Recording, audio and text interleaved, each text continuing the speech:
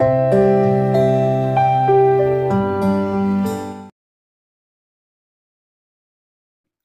दोस्तों, दर्द भरी हिंदी कहानियाँ में आप सबका बहुत बहुत स्वागत है। यदि आपको स्टोरी पसंद आती है तो प्लीज़ वीडियो को लाइक करें, शेयर करें और हमारे चैनल को सब्सक्राइब करना ना भूलें। और ऐसे ढेरों शिक्षाप्रद और पारिवारिक कहानियों के लिए हमारे चैनल को सब्सक्राइब करें। तो चलिए कहानी को आगे बढ़ाते हैं। जिंदगी सपनों के बुने तानों बानों पर नहीं चलती, हकीकत की कठोर जमीन पर दौड़ती है। माया यह वास्तविकता नहीं समझ पाई थी, लेकिन जब समझी तब तक सारा मंजर बदल चुका था। नज़र बार बार उस फोटो फ्रेम से जाकर उलझ जाती है, जिसके आधे हिस्से में कभी एक सुंदर सी तस्वीर दिखाई देती थी, मगर अब वह जगह खाली पड़ी है। उसने कई बार चाहा कि वह उस फोटो फ्रेम में कोई दूसरी तस्वीर लगाकर वह रिक्तता दूर कर दे, मगर चाहकर भी वह कभी ऐसा नहीं कर सकी, क्योंकि वह जानती थी कि ऐसा करने से वह खालीपन दूर होने वाला नहीं। वह खालीपन उस नई तस्वीर के पीछे से भी झांकेगा, कह कहे लगाएगा और कहेगा, तुम कायर हो, तुम में इतनी हिम्मत नहीं कि इस खालीपन को दूर कर सको।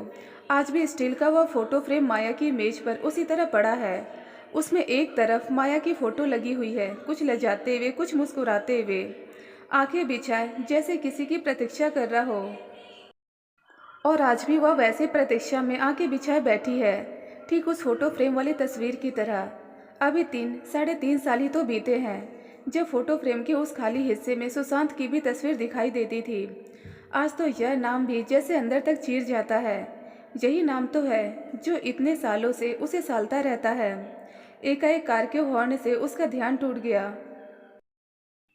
यह हॉर्न बगल वाले कमरे की चंचल और सो काजल के लिए था।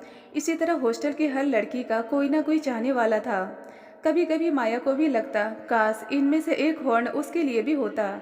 उसे इस हॉस्टल में रहते हुए पूरे 2 साल होने को आए थे।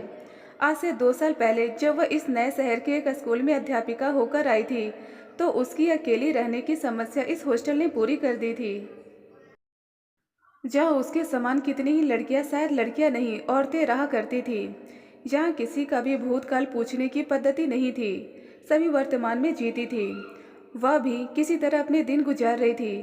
खैर, दिन तो किसी तरह गुजर जाते थे, मगर रातें न जाने कहाँ से ढेर सारा सोनापन किसी भयानक स्वप्न की तरह आ घेरता। ऐसे क्षणों में उसे किसी ऐसे साथी की आवश्यकता महसूस होने लगती, जो उसके दिन भर के सुख दुख को बांट सके। ऐसे नाजुक क्षणों में उसे महसूस होता कि नारी सचमुच पुरुष के बिना कितनी अधूरी है। उसे किसी साथी की आवश्यकता है, क्योंकि यह उसके मन की, उसके शरीर की आवश्यकता है। सब आवश्यकताओं की पूर्ति तो वह कर सकती है, मगर यह आवश्यकता। और तब उसे सुशांत की आवश्यकता महसूस होने लगती। उसे लगता जैसे अभी दरवाजे को लात से ठेलता हुआ सुशांत उस कमरे में आ जाएगा और बड़े प्यार से कहेगा, अरे मुनमु, तू यहाँ बैठी है, चल उठ। देख, मैंने तेरे लिए अपने दोस्त से कहकर लोनावाला की चिक्की मंगाई है। चल, अब बहुत हो चुका रूठना, अच्छे बच्चे ज़्यादा जिद नहीं किया करते।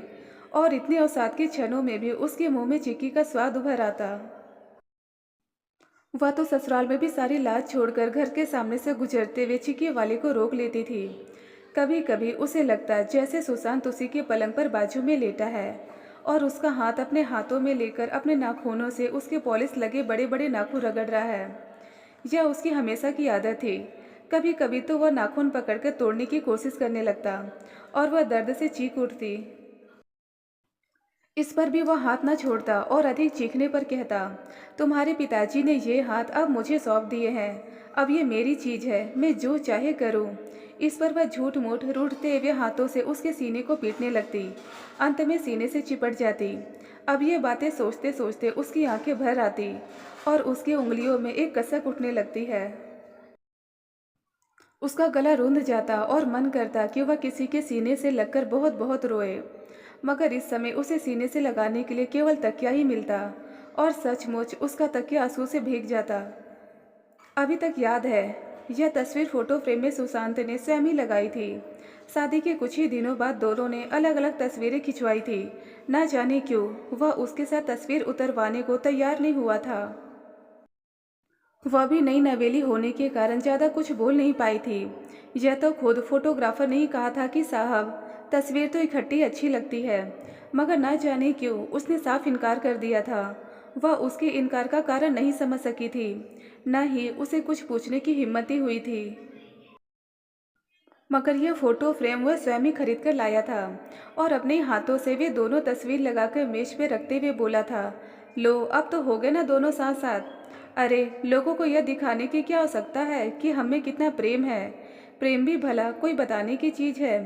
इस घटना से माया को सुशांत रूखे स्वभाव का आर्थिक व्यक्ति ही लगा था, पर उसने सोचा था कि वह रूखापन कुछ ही दिनों में अपने प्रेम द्वारा दूर कर देगी, जो उसमें संभवतः अकेलेपन के कारण आ गया हो। मगर माया ने कभी यह नहीं सोचा था कि उसका यही रूखापन उसके लिए दुख का कारण भी बन सकता है। वह हर शाम उसका बेकरारी से इंतजार करते हुए अपने कमरे की खिड़की पर खड़ी रहती, जो सीधे सामने की सड़क पर खुलती थी। मगर सुशांत उसकी ओर ध्यान दिए बिना ही माँ को आवाज़ देता हुआ दवाई फल आदि देने सीधे उनके कमरे में चला जाता। वहीं से वह रसोई घर में जाकर भाभी के पास बैठकर चाय पीता और तब कहीं जाकर कपड़े बदलने के लिए अपने कमरे में आता।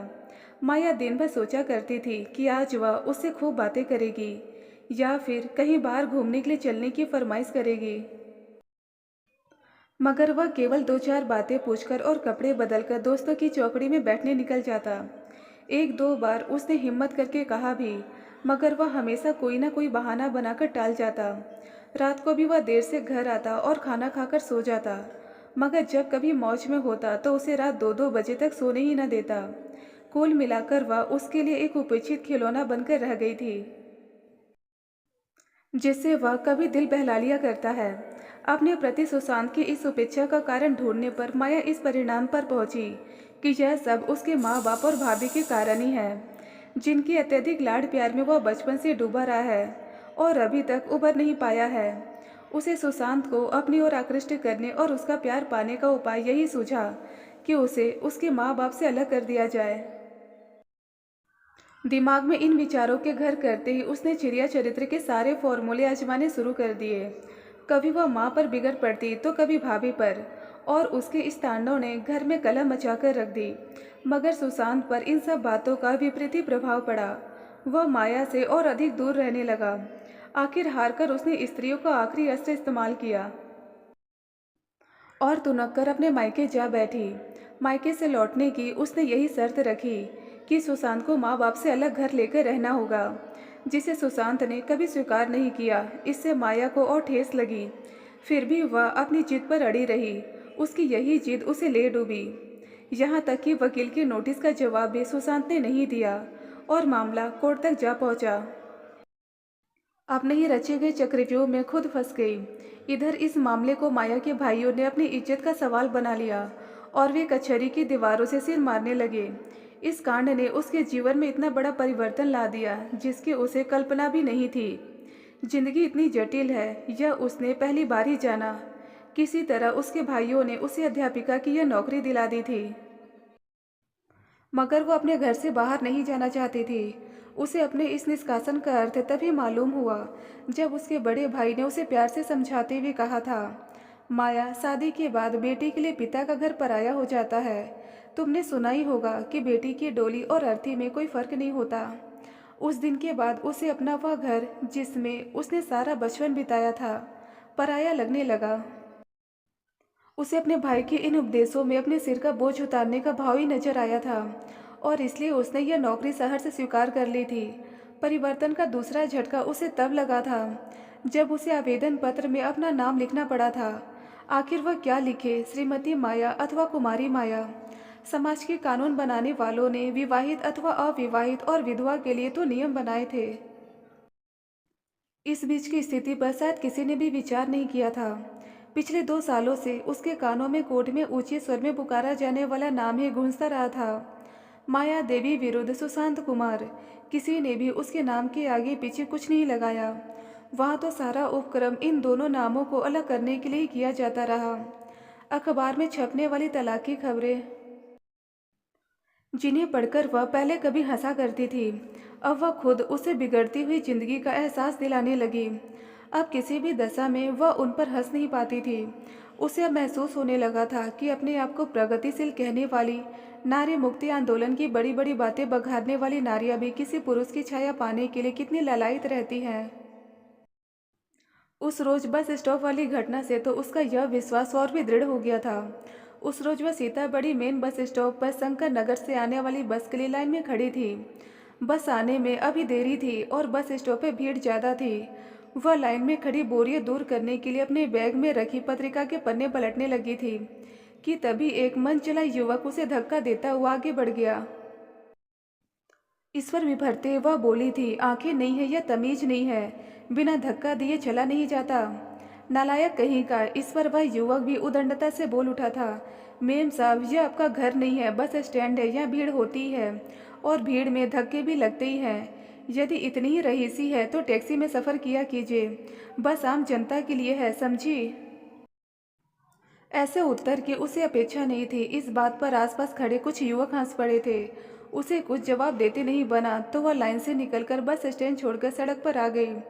उस अपमान को वह बड़ी मुश्किल से पी सकी थी। उस रोज उसे सुशांत की याद हो आई थी, जब उसने एक युवक को उसके पर्स में हाथ डालने के शक में भरी भीड़ में पीट दिया था। उस दिन उसे लगा कि एक अकेली स्त्री किसी पुरुष के बिना उस बेल की तरह है जो बिना सहारे के जमीन पर पड़ी लोगों के पैरों तले कुचलती जाती है।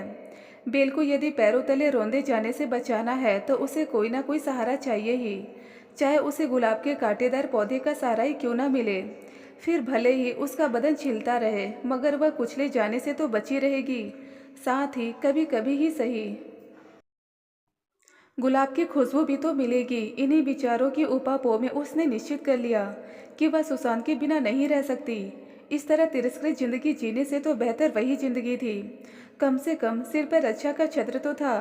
भले ही थोड़ी उपेक्षा सहनी पड़े, अब तो शायद थोड़ा अपमान भी, मगर कभी कभी प्यार भी तो मिलेगा। जगह जगह अपमानित होकर भटकने से तो यही बेहतर है